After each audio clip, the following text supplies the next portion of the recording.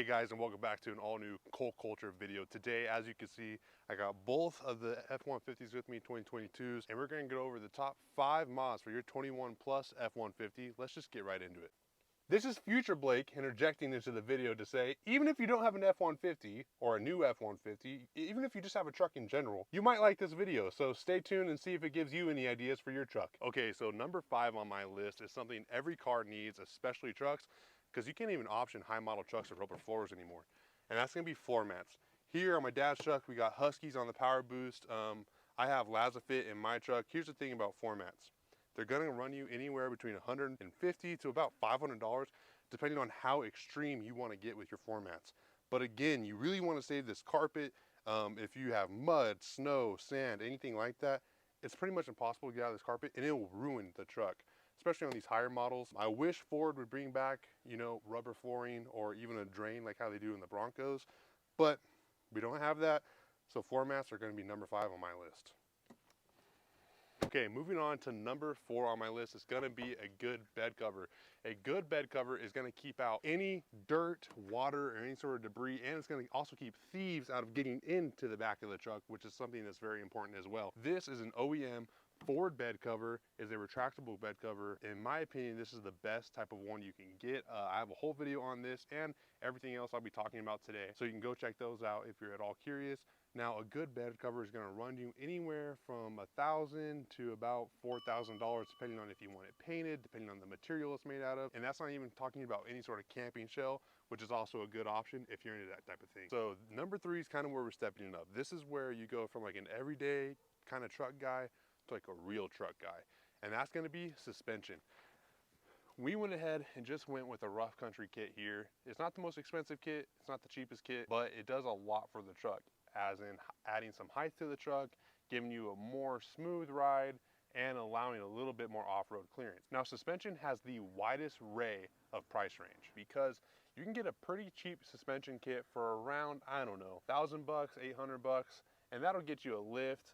You could also do a leveling puck, which is something that I have on my truck. You can go with something like we did with rough country on this, which is a little bit of the cheaper route, more, I don't know, more everyday guy route with a kit like this, or you can go something super extreme, like getting long travel suspension, putting Fox 3.0 or 3.5 live valves underneath there, and it can get pretty pricey. Suspension is something that can go anywhere from $800 to honestly however expensive you want to make it.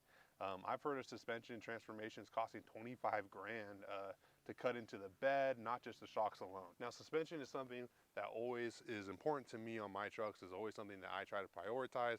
But like I said, when you're trying to get something really expensive, it can take you a long time to save up for that. So that's why it's number 3 on my list. Well, we didn't go anywhere because number 2 on my list is going to be rims and tires. Now, technically they are 2 different things, but people kind of buy them in pairs, so I'm going to make them both number 2 on the list. So these are the Terra Grappler G2s. I'm not sure if they even still make Terra Grapplers, but they're almost identical to the Nitto Ridge Grappler. These are 33s, not too big of a difference from the stock tire. The stock tire is like a 32.5 or something like that, so they're a little bit bigger, but they have these nice knobby tires, aggressive sidewall, and a smaller rim than what comes on the stock truck, as you can see over here on my truck. You would hate to scratch that one up. It's too big, too pretty. Something more like what's on our power boost is a little bit more off-roady, a little bit more, I don't know, aggressive looking. These are the 1552s right here. These are great wheels. I have them on my 2020 Ranger, which I really, really like, and passed them on to my dad's truck. Now, depending on your style, rims and tires mean everything. Rims and tires really tell you about the driver. I can look at a guy's truck, look at his wheels and tires, and tell you the type of guy he is. Is he a pretty stance truck guy, or is he a functionality guy who really wants to get use out of his truck? Now, we went with a smaller tire on our power boost because going with the 35 like we did on the white power boost on the channel, it just destroys the gas mileage. It basically just turns it into a 3.5 V6 and loses a lot of that power boost gas mileage that you would want out of this truck. So we went with the 33. It looks really good. It works even better.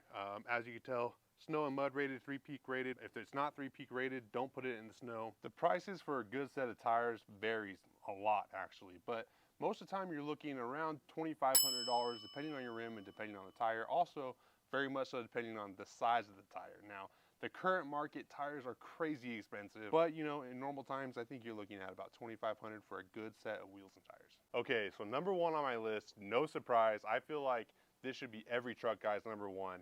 It's going to be the exhaust. Now, I have the Borla Attack on my truck. It doesn't matter what engine is under your truck.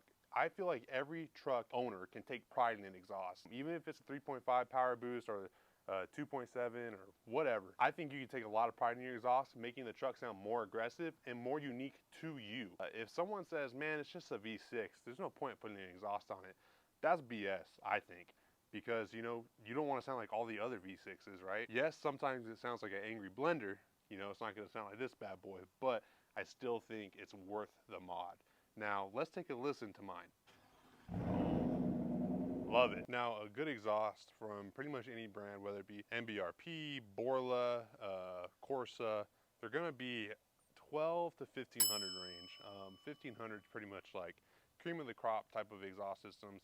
Now, on how loud you want it or the laws in your area, that's completely up to you. Most systems are going to be a catback. You know, it's pretty much clear in every state except California. And although it doesn't make a huge appearance difference, depending on the type of pipe you want to get, either dual out the back, dual out the side, one out the side, one out the back. There's a bunch of configurations. You can do dumps underneath for those real extreme off-roaders. No matter the configuration, there's an exhaust for you that is going to make your truck sound more like your truck and not just be another F-150 on the road. Can I tell you a secret? Come here.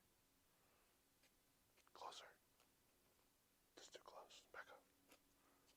I got a couple of, you know, honorable mentions I want to throw in there because I've done a lot of mods to these trucks and I kind of want them all to make the video. First one's going to be the carbon fiber inlays inside the truck.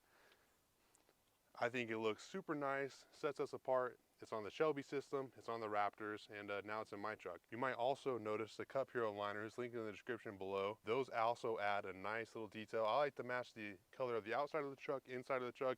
I think it brings everything full circle. Another one that is, you know, just real quick is the antenna. The big ugly antenna. It's ugly. It points out a lot. While you're driving, it's making noise. I don't like it. I don't really listen to the radio. I'm on my phone 99% of the time when it comes to music. So having a short little one like this, still add a little carbon fiber piece on it because the bullet one just wasn't my style. But you know, something short, simple, and they're pretty cheap. Moving around to the front of the truck is a grill. Depending on the grill you want, I mean, a grill really says a lot about your truck. Now I got the fake Raptor with the Knight Rider look on it. Kind of says a lot about me. But this can add a lot of style to your truck. AmericanTruck.com has a bunch of new grills on there. I recommend going and checking them out. Now the last thing, and this shows you I'm a true poser, is gonna be the taillight tint that goes into the Raptor applique on the back. If you notice, I don't put Raptor on here because I'm not a Raptor and I don't wanna be that much of a poser.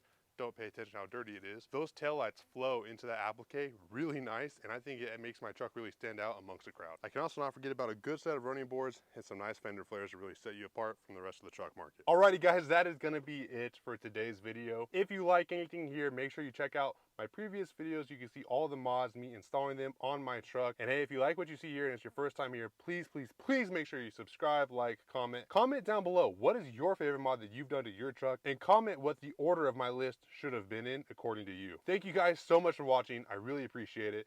Have a great rest of your day. Peace.